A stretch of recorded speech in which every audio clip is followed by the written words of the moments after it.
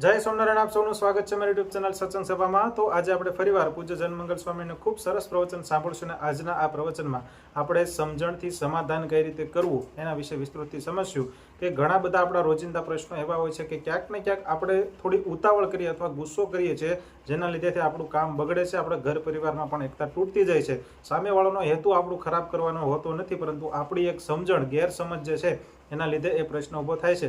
તો આવા પ્રશ્ન ન થાય એના માટે આપણે જીવનમાં માત્ર એક સમજણ નામનો જે ગુણ છે એ અપનાવવાથી આપણા રોજિંદા પ્રશ્નોનું સમાધાન થઈ શકે, ઘર પરિવારમાં પણ એકતા ટકી શકે, એના વિશે વિસ્તૃતથી આજે આ પ્રવચનમાં સાંભળશું। અને કદાચ ઘર પરિવાર કે આપણા કોઈ ભાગીદાર હોય ધંધામાં, એનાથી જો કોઈ ભૂલ થઈ જાય તો એ ભૂલને પણ આપણે કઈ રીતે હેન્ડલ કરવી એના વિશે પણ આ પ્રવચનમાં સાંભળશું। તો વિડીયો સંપૂર્ણ જોજો, રમૂજી પ્રસંગો સાથે આજનું આ પ્રવચન છે એટલે ખૂબ મજા આવશે, એટલે વિડીયો જરૂરથી જોઈ લાઇક કરજો, ચેનલને સબસ્ક્રાઇબ કરજો। તો ચાલો આજનું આ પ્રવચન શરૂ કરીએ। જય સ્વામિનારાયણ। કરે છે આશય માણસનો જો સારો હોય ને હૃદયનો તો વાંધો ન આવે। આશય શુદ્ધ હોવો જોઈએ, શુદ્ધ ભાવથી। આપણે આજે પ્રવચન કરવા સાંભળવાના છીએ, એમાં આપણે પ્રમુખ સ્વામીના જીવનમાંથી પણ આવા પ્રશ્ન આવે ત્યારે આપણે એમાંથી હું શીખવાનું છે, અને આપણે જ્યારે આવા પ્રશ્ન આવે તો આપણે કેવું વલણ કરતા હોઈએ છીએ, આ બધી આપણે થોડાક પ્રસંગો દ્વારા આજે સમજીશું। સમજણ માણસના જીવનમાં મેળવી જોઈએ। જો આપણે ત્યાં યોગી શતાબ્દી ઓલા ગુણાતીત સ્વામીની શતાબ્દી મહોત્સવ અમદાવાદમાં 85 સાલમાં ઉજવાનો, ત્યારે એક હેતલ પંચાલ કરીને છોકરો આવેલો માંડવીનો। માંડવી એટલે પેલું માંડવી, કયું માંડવી ખબર નથી, માંડવી લખ્યું છે સુરત માંડવીનો। હવે એ તમે જાણો છો પ્રસંગ એટલે ખબર પડી કે કયું માંડવી, કે એમને એમ કહો અમારો કચ્છનું નો કહેશો એટલે સુરત જાવ બાર એવું નથી ને। હા હોય ને તો પાછું એવું બહુ એટલે એ છોકરો રાત્રે પિક્ચર જોવા ગયો, આવ્યો છો સેવા કરવા, અને એના પપ્પા હતા એ શોધવા આવ્યા ટેન્ટમાં સ્વયંસેવકોના, મળ્યો નહીં, ક્યાં ગયો છે? બહાર રાહ જોઈને બેઠા, બહુ રાહ જોવો ને એટલે ગુસ્સો વધતો જાય, એટલે 1:45 વાગે આવ્યો રાતના। સ્વયંસેવકો તાપતા હતા ને હળગતું ઈંધણું લીધું, લાકડું, અને એટલો બધો એના છોકરાને મારવા માટે દોડ્યા વાહે, માર્યો ખરો, હારો એવો માર્યો। છોકરાની ભૂલ થઈ છે એની ના નથી, પણ ભૂલને મારે એ એનો ઉપાય નથી। જો મારે સુધરી જાય તો પોલીસ કેટલા મારે છે બધાને, બધા ગુનેગાર સુધરે? ઘણા 5-5 વાર જેલમાં ગયા હોય, કેટલા માર ખાઈને ગયા, ભાઈ સુધરે જ હોય? સમજણ નથી, માર છે ખાલી। એ છોકરાને જો હેત કર્યું હોય, વાલ કર્યું હોય, ધીરે ધીરે શિખામણ આપે, સંતો દ્વારા અપાવે તો એનું પરિવર્તન આવે। બીજી વાર કઈ સ્કૂટર ભટકાણું, ચંપલે માર્યો,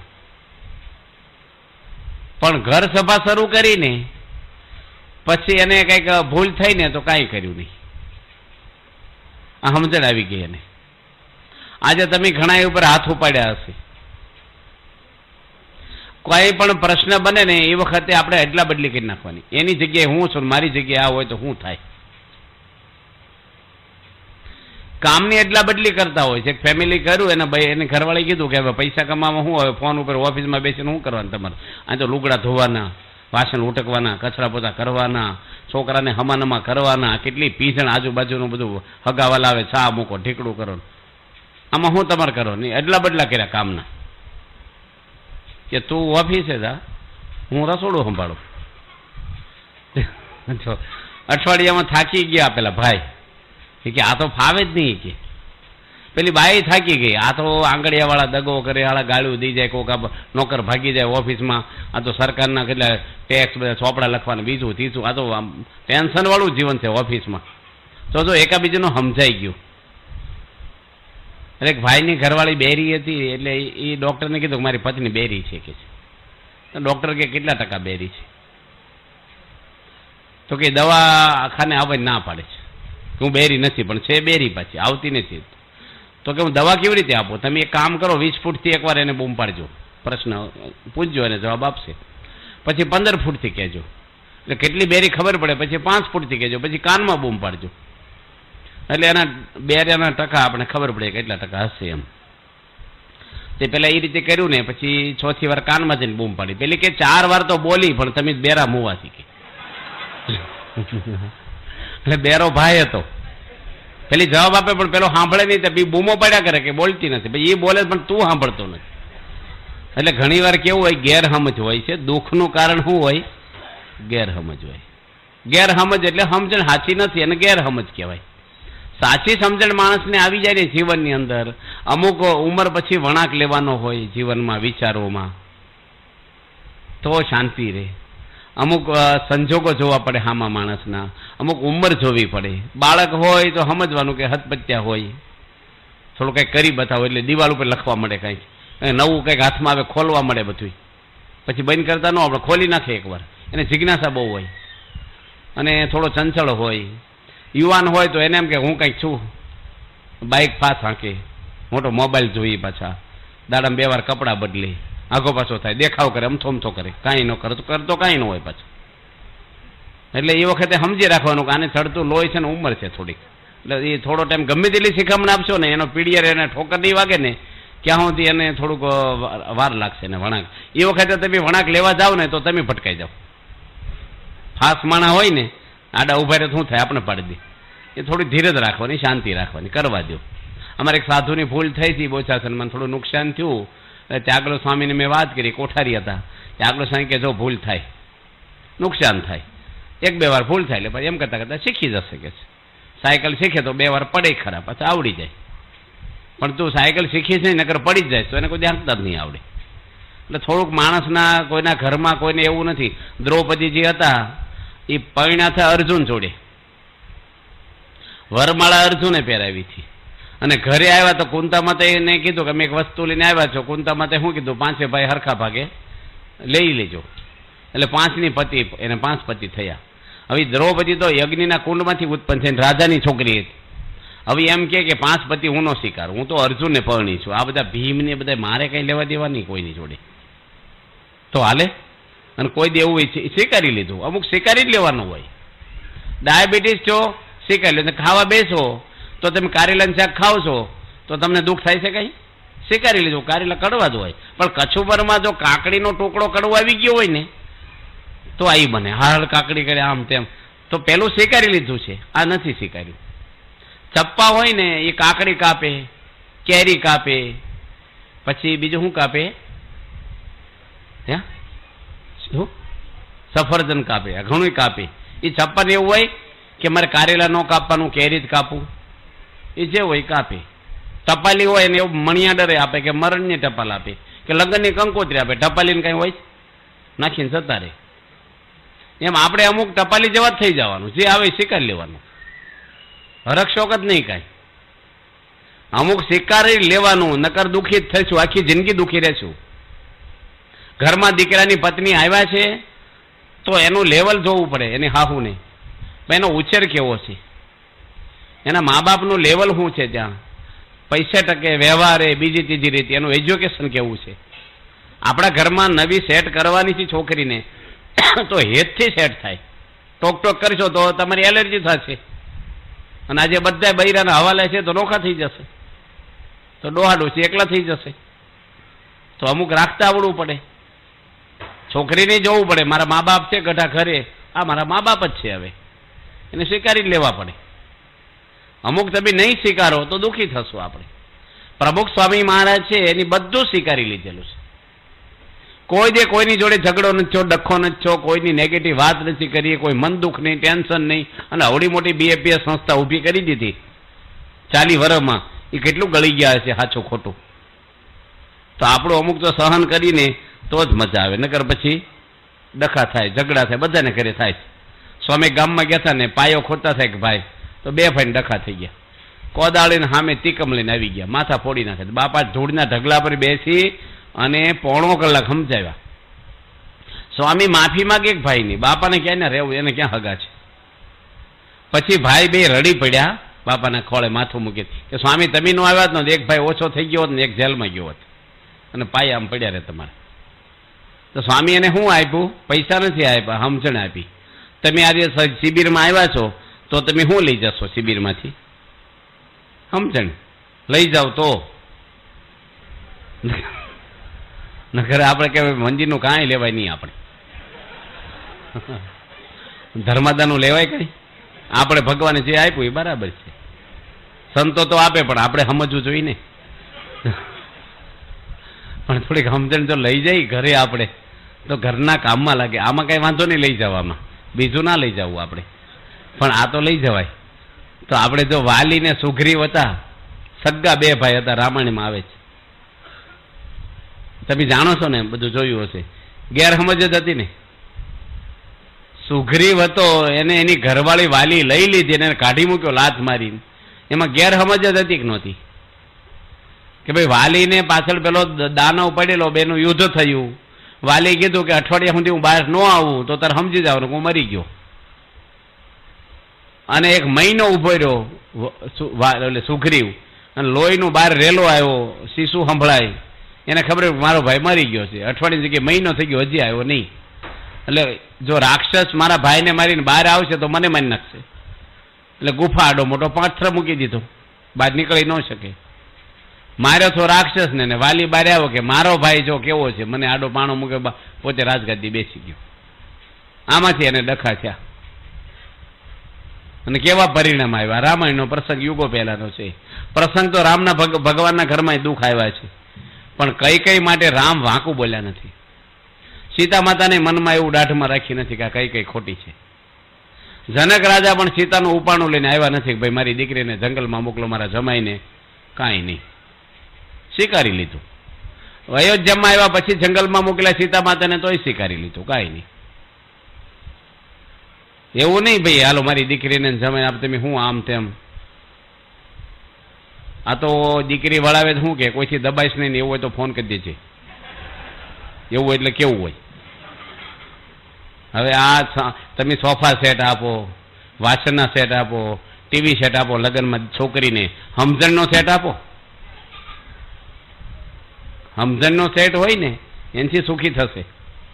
આજે તમે મેરેજ કરો છોકરાના કે છોકરીના, તો શું જોવે માણસ? મકાન જોવે, બંગલો સારો છે, ગાડી છે, એનું મોઢું રૂપાળું છે, ડિગ્રી છે, બસ પૂરું થઈ ગયું. સ્વભાવ જોવો છો? આ લઠ્ઠા પડે છે એ સ્વભાવના પડે છે કે મકાનના પડે છે? દુઃખનું મૂળિયું છે ને વ્યક્તિનું મન છે. આજે અમે ગઢડાથી આવ્યા ને તો અમે ગાડી લઈને આવ્યા છીએ. ગાડીનું સંચાલન કોણ કરે છે? ગાડી નથી કરતી, ડ્રાઈવર કરે છે. ગાડી તો પડી હોય, જડ છે ગાડી. આપણી બોડીનું સંચાલન કોણ કરે? શરીરનું મન નક્કી કરે. સભામાં બેહવું ન બેહવું, મોડા આવવું રવિવારની સભામાં કે ન આવવું, ટીવી જોવું કે વચનાત વાંચવું, ગરબામાં જવું કે ન જવું, આ બધા નિર્ણય કોણ કરે છે? મન કરે છે. મન કે ને એમ શરીર કરે છે. પછી તો વધારે ફોકસ મન ઉપર કરવાનું, શરીર ઉપર કરવું જોઈએ? મન ઉપર. તો દુનિયા શેના માટે દોડે છે? શરીર ઉપર. તમારા પરિવારને સુખી કરવો હોય તો મન હરખું કરવાની જરૂર છે કે શરીર? તમે તમારા ઘરમાં શું આપો છો પરિવારને સુખી કરવા? શરીરના સાધન આપો છો.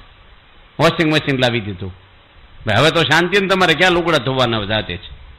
માઇક્રોવન લાવી દીધું, ઊભું રસોડું સારું બને, ફ્રીજ લાવ્યા, ઘંટી લાવ્યા, કપડાં લાવ્યા, ખાવાનું લાવી દો સારું.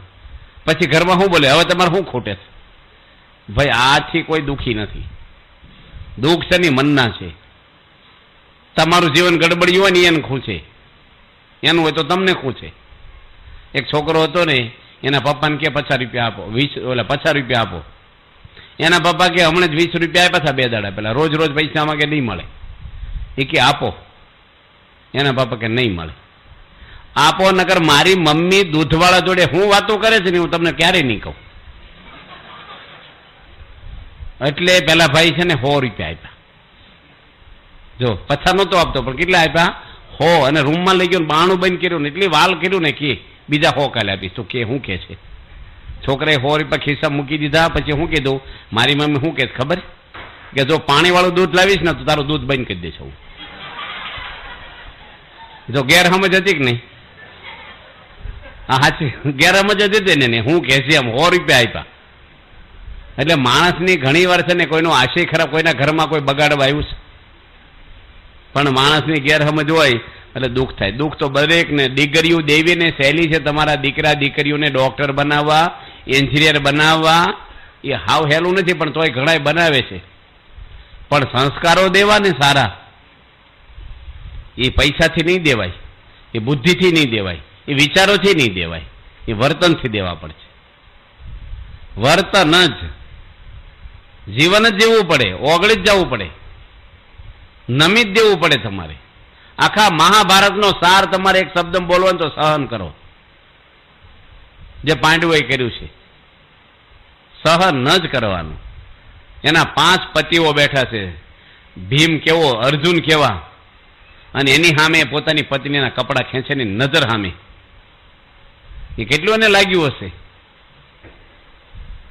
પાંડવોએ આખી જિંદગી સહન કર્યું છે.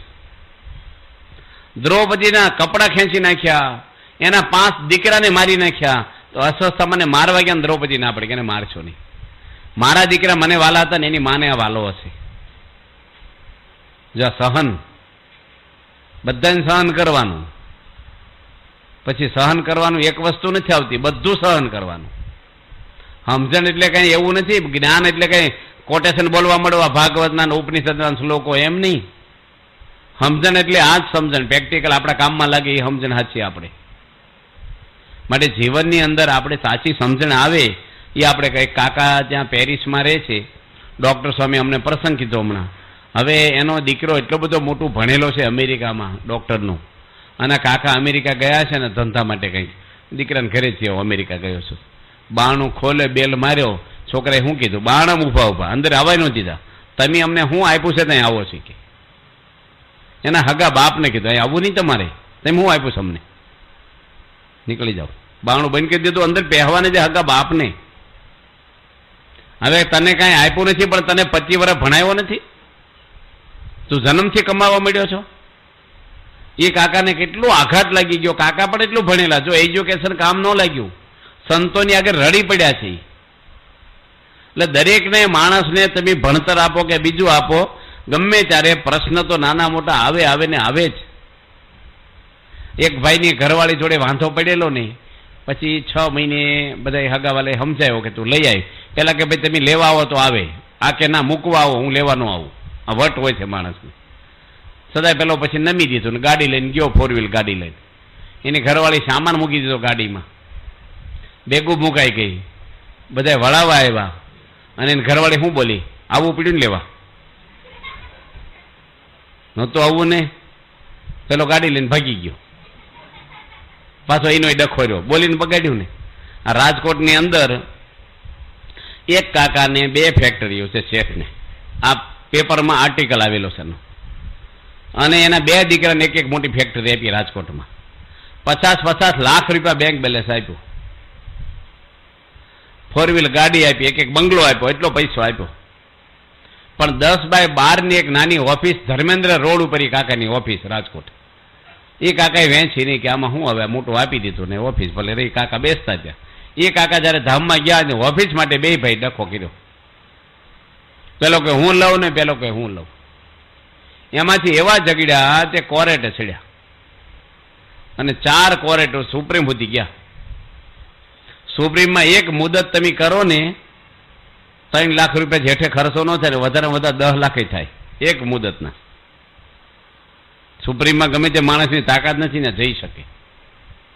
અને કોર્ટ કઈ ફટફટ નથી પતતી, એક કોર્ટ 5 વર્ષ ખાઈ જાય.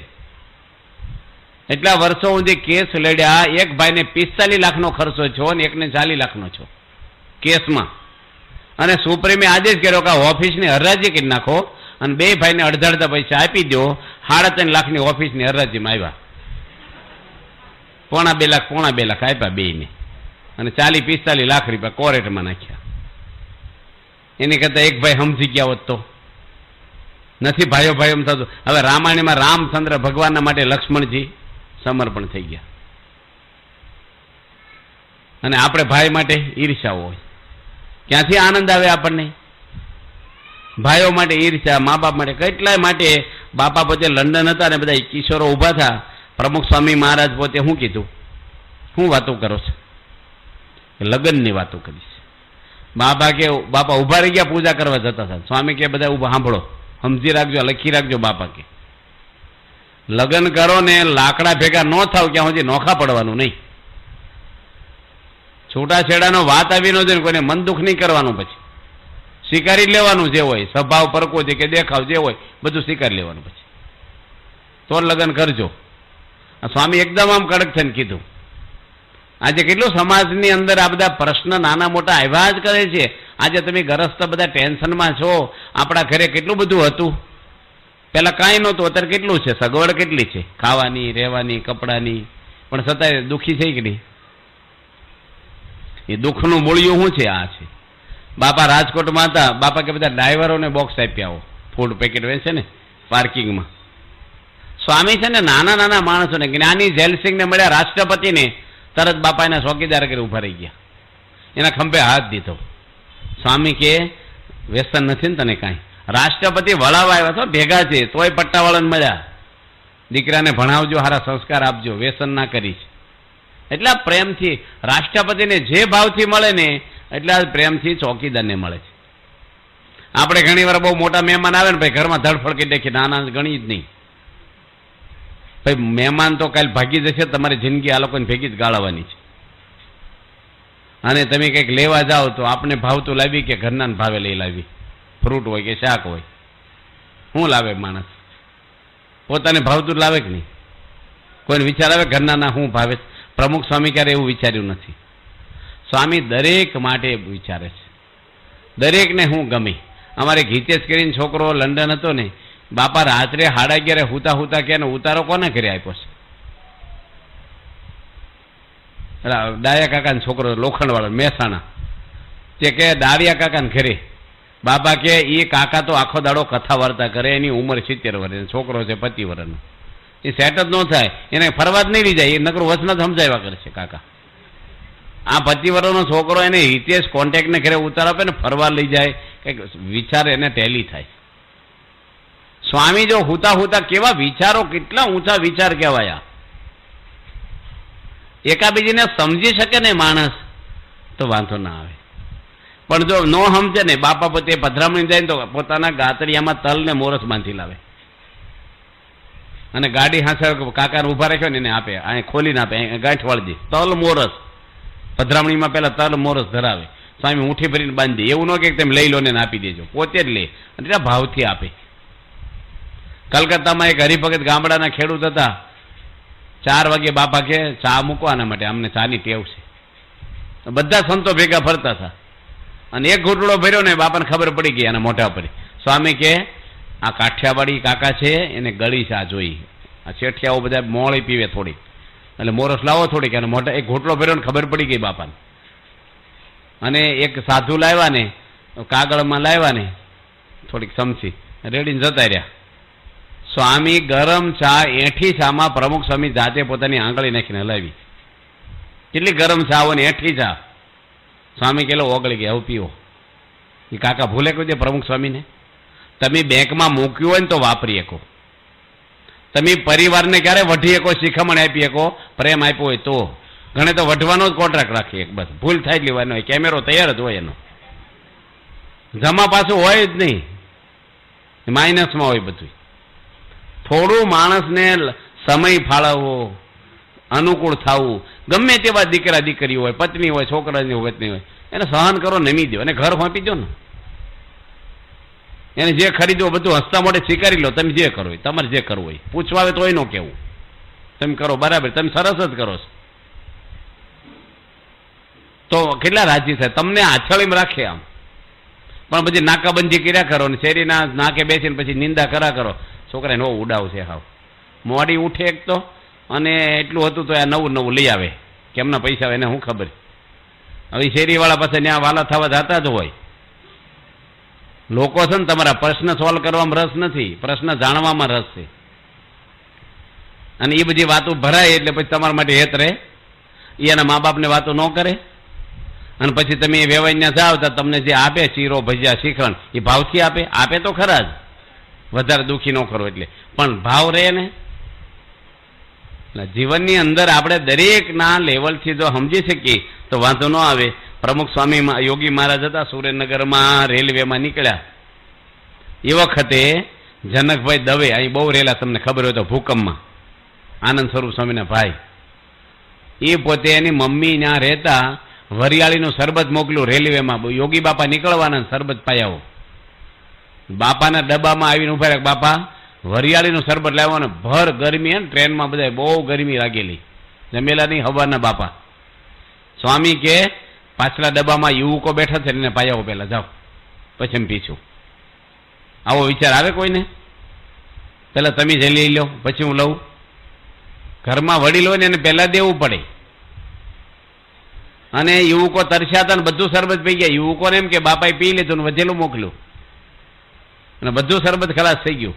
પછી જનકભાઈ બાપાને કે બાપા મારી મમ્મી તમને પાવા મોકલ્યું છું અને આ તો બધું ખલાસ થઈ ગયું, શું કરીએ? બાપા કે અમારે છે ને નાળિયેર છે અમારી જોડે લીલા, એમ પી લઈશું. તમે બહુ ભારે કામ કર્યું, યુવકોને પાઈ દીધું તો મહારાજે પીધું, બહુ સારું કર્યું, લો આશીર્વાદ લો. વાત જ બદલી નાખી બીજી.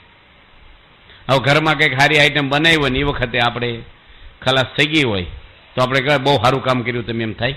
આપણે બાકી હોય ને ખલાસ થઈ જાય તો બહુ રોટલા ભાખરી ખીચડી વાંધો ન હોય, પણ સમોસા બનાવ્યા, ફ્રૂટ સલાડ, કંઈક સારી આપણે ભાવતી આઈટમ બનાવી હોય તે દાડે ઢોસા, પછી એમ કે તેમ થોડાક મોડા પડ્યા એમ એટલા સરસ ઢોસા બનાવ્યા પણ ખીરું પૂરું થઈ ગયું, એમ ખાઈ ગયા. 5 જ ખાધા તો ખુશ થાવ, હા મારા દીકરે 5 ખાધા, રાજી છો, એવું થાય તમને? અને તમારે મારી હાટું તમારે હાટું ભાખરી રાખી છે, તમને ન થાય? ઢોસો એકેય ન રાખ્યો, આ થઈ જાય કે ન થઈ જાય? એ વખતે રાજી થઈ જવું જોઈએ. આ બાપાનો પ્રસંગ સાંભળે બહુ સારું કામ કર્યું. કાંઈ પણ બને ને એ એમાં તમારે ધીરજને સહન જ કરવાનું, હસતા મોટે, તો જ મજા આવશે. જો તમે કોરેટ ઊભી કરી દીધી, ધર્મ રાજા જુગાર રમ્યા, કોઈ દાડો પાંડવે સંભાળ્યા કે આ તમે જુગાર રમ્યા દ્રૌપદીને મૂકી દીધી ને એટલે આ વનમાં ભટકવાનું છું ને આમ છું ને તેમ છું, કાંઈ બોલ્યા? અને નો કે દ્રૌપદી તમારે એકલા નહીં હતી તો મૂકી દીધી, અમને પૂછ્યું નહીં? આપણે જોજો ઘરમાં કંઈક ભૂલ થઈ હોય ને પછી સંભાળ જ કરે. તમે આમ ન કર્યું હોત ને, અમારે એક ભાઈ છે ને કાર્યકર છે આપણા, હવે એની કપા વેચ્યો ને 1500 રૂપિયા ભાવ થઈ ગયેલો 3 વર્ષ પહેલા, મણનો 20 કિલોના 1500 રૂપિયા. ગામમાં પાછા એવા હોય ને હજી 1800 થાય છે, અને લોભ હોય માણસને, લાલચ, એટલે વેચ્યો જ નહીં બિચારે. અને પછી ભાવ બેહવા મળ્યા, ઉતરી ગયા હાવ ભાવ. તે બીજા વર્ષ હું આખું વરસ રાખી અને 700 રૂપિયા વેચો. હવે એની ઘરવાળી એને ઠપકારે ન ઠપકારે કે વ્યવહાર કરતા આવડે તમને? મરી ગયા કપા વીણી તડકામાં, તમે આવો નવો હોના 60 કરો છો. અને કેટલાય એ કે હું ખાવા બેહું ને તારે મને ઠપકારે. મેં કીધું ઠપકારે જ કરો ને તમે, હવે વટે એવો કર્યો છે તો સ્વીકારી લો ભાઈ, હવે છે સહન કરવાનું, બીજું શું કરવાનું? એ વખતે એને બધાને પૂછીને વહીવટ કર્યો હોય તો ભાઈ આ ભાવ હાલે છે, વેચવો છે કે રાખવો છે, શું કરવું કયો તેમ. ઘરના બધા બેસી જાવ એક સાથે, પછી ભાવ બેસી જાય તો કોઈ બોલે નહીં, વધે તો કોઈ બોલે નહીં, બધાએ સ્વીકારી લીધું. એમ આપણે ઘરના વ્યવહારના દુઃખ આવે, કંઈક અણસમજણના દુઃખ આવે. આજે મોટા મોટા માણસોને એમ જોઈ છે ને ખરેખર આને બહારથી જ ખુશ હોય, અંદર બળતરાવાળા જ હોય છે. બહુ માણસોને જોયા છે, હાવ ખાલી ખમ હોય, વેક્યુમ, કશું નહીં. આનંદ છે ને એનો ભાસ થાય ખાલી આપણને. તો જોઈને ભક્તો આજના પ્રવચનમાં આપણે ખૂબ સરસ વાત શીખ્યા કે સમજણથી માણસના ઘણા બધા જીવનમાં જે આવતા પ્રશ્નો છે હલ થઈ શકે છે. તો આવા જ પ્રવચનો જોવા માટે મારી ચેનલને જરૂરથી સબસ્ક્રાઇબ કરો. ખૂબ સરસ વાત આજે આપણે શીખ્યા કે કોઈ પણ પ્રશ્ન આવવા પાછળનું જો થોડું ઘણું આપણે મૂળમાં તપાસ કરીએ તો ક્યાંક ને ક્યાંક આપણે ગેરસમજ હોય છે, અને ઘણીવાર આપણો વધારે પડતો ગુસ્સો અને આપણું એક્સપેક્ટેશન જે વધારે હોય એના લીધે પ્રશ્નો આવે છે. તો આવા પ્રશ્નોને આપણે ત્યાં ને ત્યાં હલ કરી શકીએ છીએ જો માત્ર થોડી ઘણી સમજણ રાખવામાં આવે. તો આવા જ પ્રવચનો જોવા માટે અમારી ચેનલને જરૂરથી સબસ્ક્રાઇબ કરો, વિડીયો લાઇક કરો. ખૂબ રમૂજી પ્રસંગો અમે આપ સુધી પહોંચાડતા રહીશું, એટલા માટે ચેનલને સબસ્ક્રાઇબ કરી બેલ આઇકોનને ઓન કરો. તો મળીએ એક નવા જ પ્રવચનમાં, ત્યાં સુધી આપ સૌને જય સ્વામિનારાયણ.